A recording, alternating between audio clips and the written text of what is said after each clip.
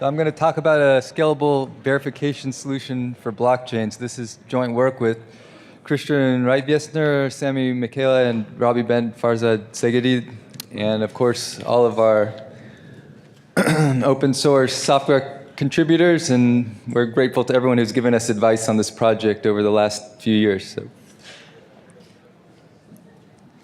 I'd like to start off by comparing two sort of ideas that should be familiar. One is big data on the other hand, and blockchain on the other hand.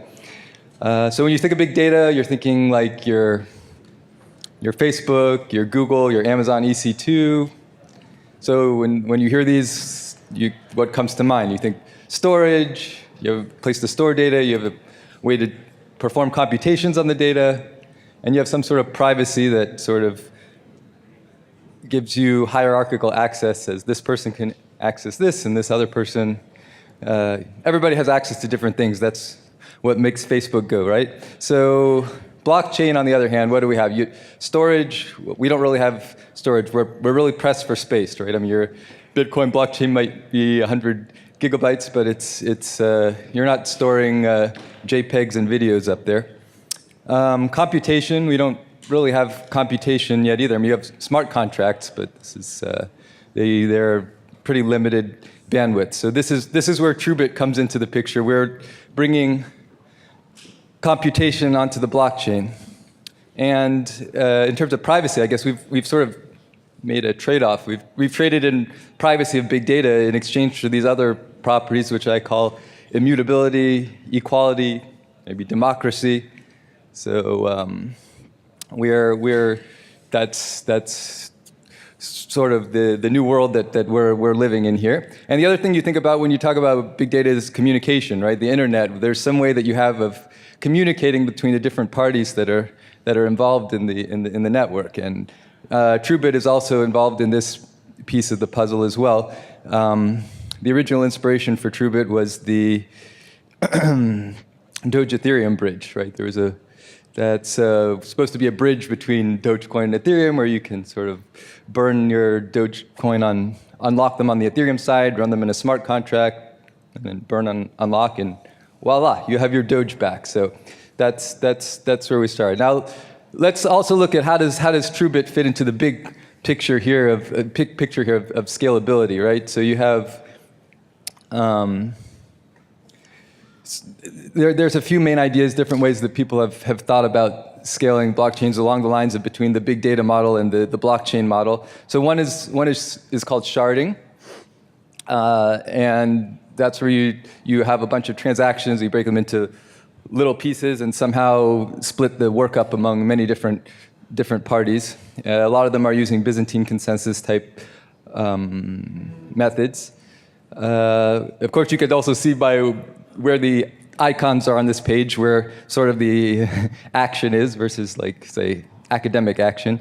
But I mean, storage is a piece. State channels, you'll Raiden. This is used for like micropayments. So you can sort of do a lot of stuff off chain, and then occasionally send an update, which is more expensive, that goes onto the on chain piece. And as I said, Truebit is also involved in communication. So the proximities in these on the page here is sort of somewhat intentional. And but the main, I sort of classify Truebit as an interactive verification protocol, right? So this is it means, well, I'll explain what interactive verification is in just a moment.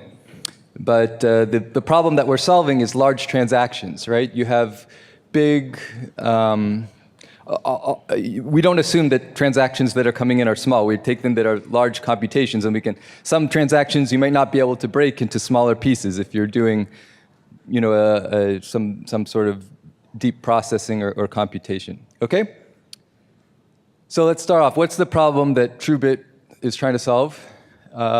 This goes back to the idea of the verifier's dilemma. But first, let's talk about where's the verifier's dilemma come from? What does it mean? What is a smart contract? Let's start there. So we quote right directly from ethereum.org. Ethereum is a decentralized platform that runs smart contracts, which are applications that run exactly as programmed without any possibility of downtime, censorship, fraud, or third-party interference. Okay, clear? So basically you have a bunch of users on the network that you can send not only data, but also tokens onto the network. Well, I guess they can interact with each other or also through smart contracts, right? So smart contract basically consists of a code and some place with some storage where you can store not only data, like memory, but you could also store money, like tokens. So that's the whole idea of crypto economics, that you can interact with both of these. And of course, the other piece of crypto economics is that it's governed in some sort of decentralized way, which a consensus via blockchain decides how the smart contract actually acts on these things. But clearly, I want to emphasize that these pieces are only small computations only. So you're limited in the amount of stuff that you can put into the smart contract by this, what we call the Ethereum's gas limit. So let's get the elephant out of the room. Why don't we just let's obliterate Ethereum's gas limit, right? So what is the gas limit? So Ethereum meters smart contract storage and compute resources with gas. So gas measures how much storage and compute in some sort of metric for how much resources you're taking on the network. And the gas limit is the maximum amount of gas that you can use per block. So it's per block, it's not per transaction. So it's very limited. So it's around 6.7 million. So here's the quiz. So why do we have the Ethereum gas limit? Which is the following reasons best explained. So option A, every miner must replicate every Ethereum computation. So option B, removing the gas limit would leave Ethereum vulnerable to denial of service attacks. Option C, the gas limit helps incentivize transaction verification. Option D, Vitalik Buterin secretly doesn't want Ethereum to scale. Well, I think we can quickly rule out option D because it's not a secret anymore. But so of the remaining options, it turns out all of these things are true, but one of them is more true than others, and I'm going to try to argue that that's option C. So this is perhaps the least intuitive reason, but let's see what happens. What is life like without the gas limit? Okay, so in order to do this, let's just take one step back. How does the blockchain work? So you have miners that are on a network. They're racing to solve a hard computational problem. The first miner who successfully solves the problem broadcasts his answer to the network. Then the next step, the miner appends a block of new transactions to the blockchain and receives a block reward, and then the race begins again on top of this new block. So in this way, you get more and more transactions over time.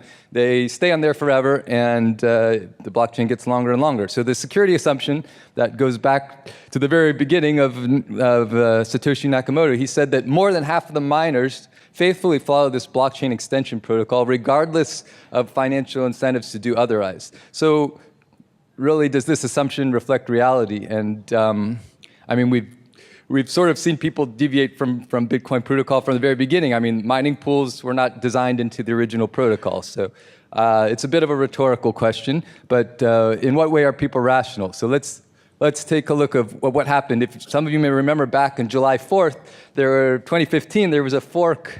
There was a fork on Bitcoin, and some of the miners were generating invalid blocks. In fact, Bitcoin.org still reads, roughly half of the network hash rate was mining without fully validating blocks. This is, they call it SPV mining, simplified payment verification. So they basically, there was an upgrade on the protocol, and there were some people, not to get into too much of the details, but they basically weren't validating the blocks. And it was a serious event. The July 4th block was 6 blocks long, which is a standard confirmation length. So some people who had confirmed transactions on Bitcoin had them wiped out. And July 5th, the same thing happened again the next day, but it was only 3 blocks long. So this is sort of where I myself came into the picture here. We had said a paper, saying like, look, there's this verifier's dilemma. It's an issue, and CCS said that's just a theoretical attack. It's never going to happen. But here, of course, it did happen, and they changed their mind, and we had a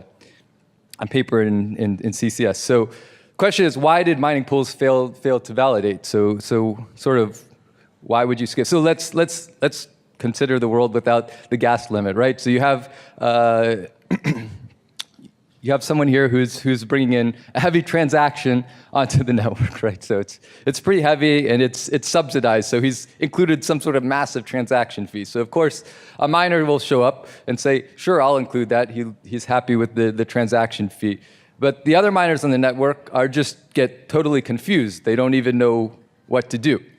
So the question is, why are they so confused, right? So let me see if I can make us less confused about their confusion. So the verifier's dilemma. So what is the verifier's dilemma? The dilemma is, in case a heavy transaction falls on the network, what should a rational miner do? So option one, or rationale one perhaps, skipping verification affords an advantage in the mining race. So this is an observation. So this means you should skip the verification, because if you get a head start on the next block, you can earn more money, right? So or mine more blocks. Option two, or observation two, is that mining on the wrong chain means that other miners will ignore a found block, right? So so this means you should do the verification, because if you mine a wrong block, then you don't. If you're mining on the wrong chain, you don't actually in the long run get paid for your work. So that's also bad. So you have a reason to skip the verification. You also have a reason to do the verification. And so it's clearly rationality doesn't help you decide what to do. So basically, miners want to do whatever other miners are doing. So they're trying to reach some sort of equilibrium. Now, I mean, before I go on, I like to just make one observation, which is that it's not. There is another solution to this problem. So consider the following two strategies that both result in Nash equilibrium. The first one is that everybody mines on the longest chain, which is the standard assumption for Nakamoto consensus. The other one is everyone mine on the same chain as Ronen-Kirsch. Now, clearly, each of these results in a Nash equilibrium. The second one easily resolves the verifier's dilemma. Now, there's no ambiguity about where you should mine, but it's not so interesting, right? So it's really the clever choice of, number one, the convention that makes consensus decentralized and makes the blockchain work. So Truebit also relies on a special convention, which is that honest buyers choose their tasks at random. And I'm going to say a little bit about how the protocol works now, so that you can maybe try to imagine how this convention sort of fits into the picture, and why a convention is really so powerful tool in the space of crypto economics as you're designing your own protocols. Okay, so dispute resolution. So this is the heart of our Truebit. Well, first, what is Truebit?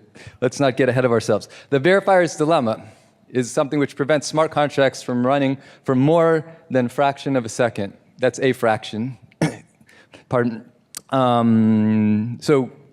Truebit is giving Ethereum a computational boost. We want to make smart contracts run not just for a fraction of a second, but like your MacBook, right? So it's a normal, fulfilling the vision of the world computer, if you will. So what are our goals for the protocol, or actually the properties that it's achieving? One is that anyone can offer a reward for performing a computational task. Anyone can solve a task in exchange for a reward.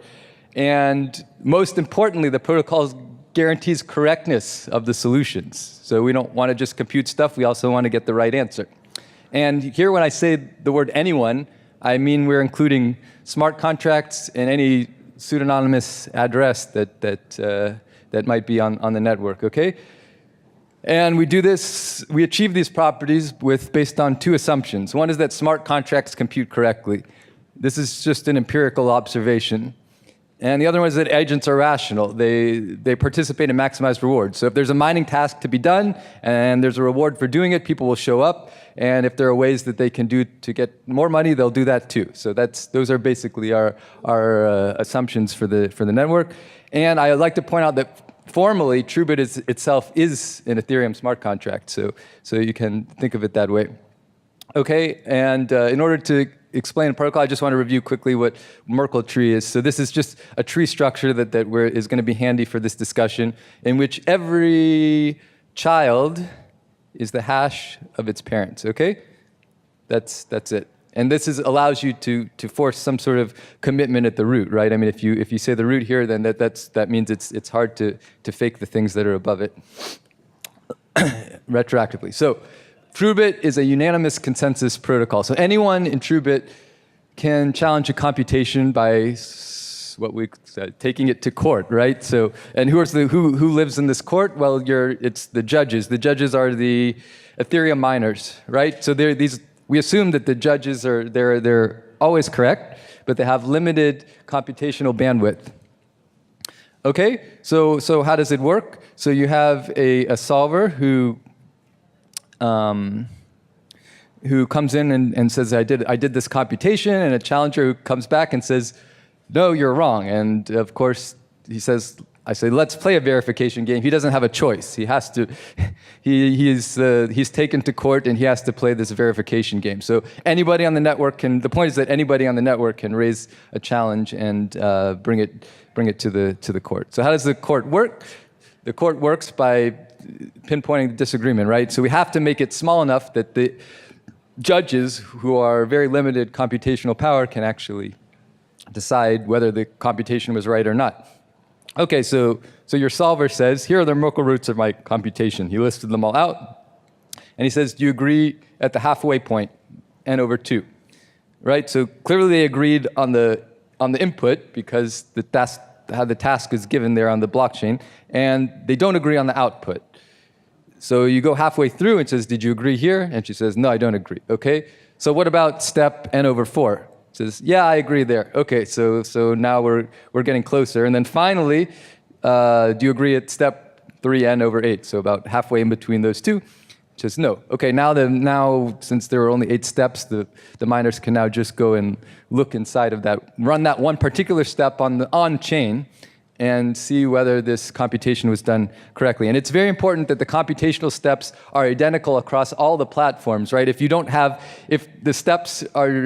runs a different set of steps, then you have no way to actually do this last step. So having a uniform architecture is just absolutely critical for this, and that's one of the major technical developmental challenges for this project. Okay, so how does the final verdict work? And here we're looking back into the Turing machine model. Okay, so here is the last step where they agreed, and this was the adjacent step where they didn't agree. And if we undo the Merkle root, we see the information up here is telling us that we're in a Turing machine of state Q0, and the Q0 is seeing a 1 written on the tape, and apparently, according to the solver, it says that means he should write a 0, move to the left, and change to state Q1. That's what Turing machines do. They move heads left and write zeros and ones. So if you don't know what a Turing machine is, that's fine. The important thing is that the judge actually ran the step himself and saw that he disagreed. You're actually changing to state Q2, and you're writing a 1 instead of a 0. So that means that this computation is bogus. So the challenge is justified, and this deposit is forfeited. And it's important to note that the deposits here that we're putting into Truebit are a very significant amount of money. They're enough to run this whole computation. And there's also, if you go into the white paper, a list of basically 6 other criteria that the deposits have to be larger than this and this and this in order to make the incentive structure work. Okay, so I haven't talked about money yet, but let's see, how does the money come into the picture here, right? We have still one very big question. How do you ensure that the verification actually occurs? Like, we have this whole court, but how do you know anyone's actually going to use the court, right? I mean, this challengers are, maybe they don't want to show up. Of course they want to show up, because we're going to offer rewards for checking the computations. Okay, great. This incentivizes their participation, but it doesn't incentivize them to participate correctly, right? It says, I pay you to do the verification. You come back, he says, I did the verification, and then I says, now how do I know you did it right? Well, I go back and check it yourself. I said, well, I should have just done the computation myself in the first place. So that this doesn't work. So your second idea, or idea 3, I guess at this point, is to offer rewards. You offer rewards for finding bugs. Okay, so now you have the opposite problem. This incentivizes correctness, but it doesn't incentivize participation, especially when there are no bugs, right? Because no bugs you won't find any bugs. Nobody shows up to look for the bugs. So basically, the problem is the verifiers have stopped paying attention if they don't expect to receive rewards.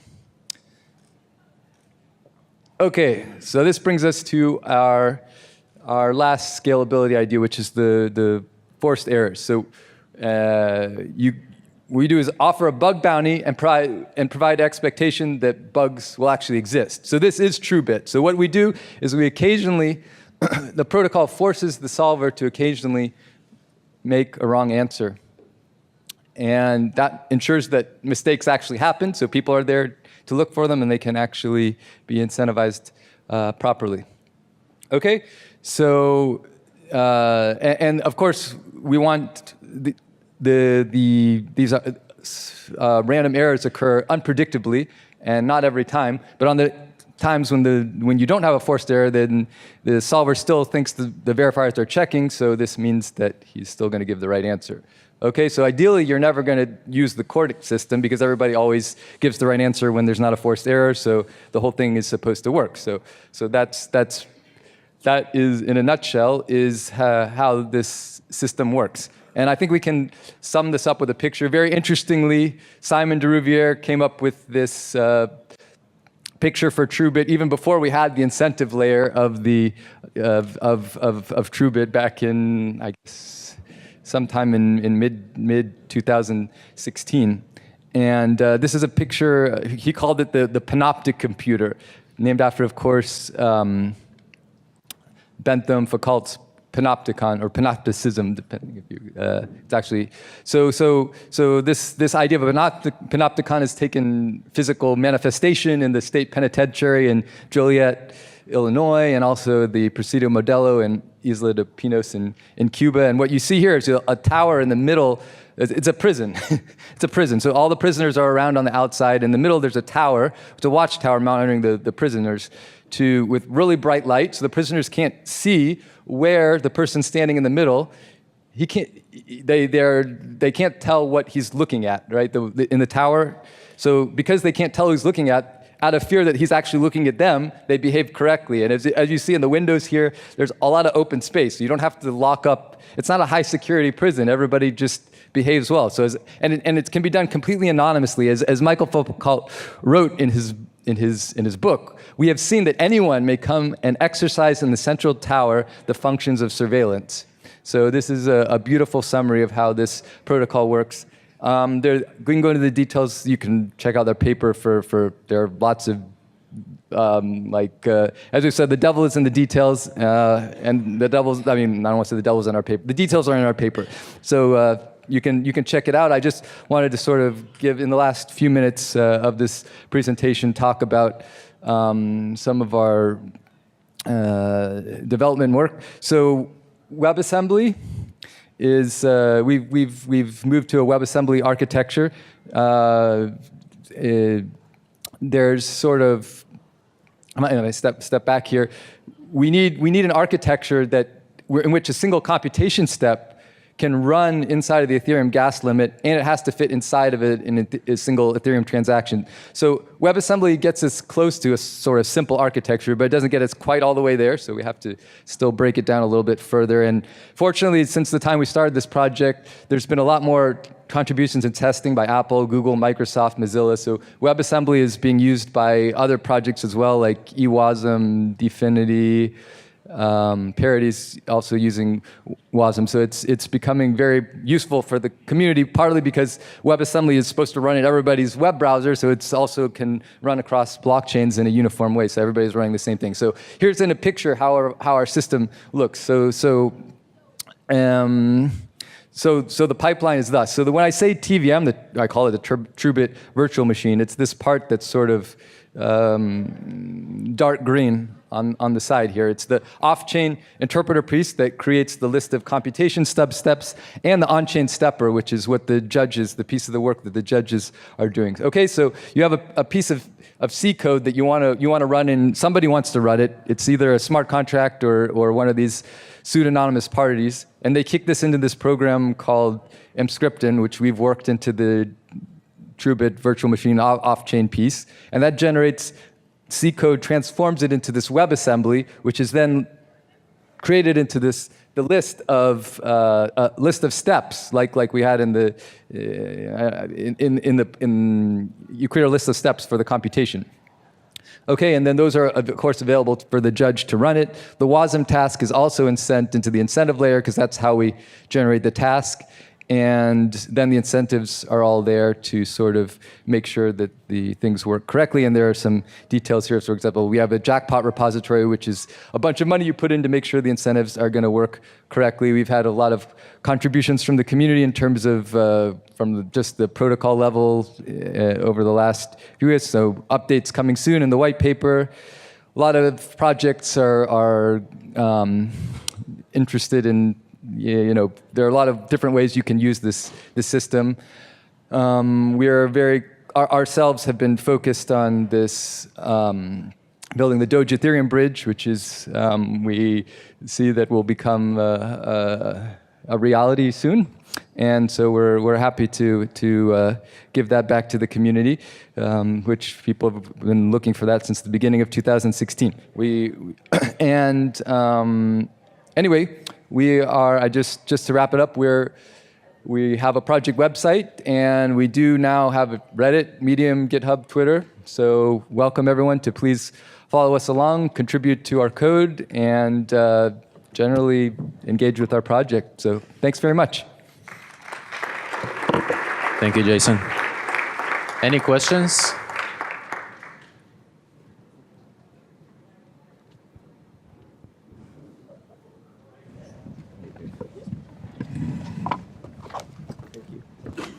Hi. I just wanted to ask about your work with LivePeer.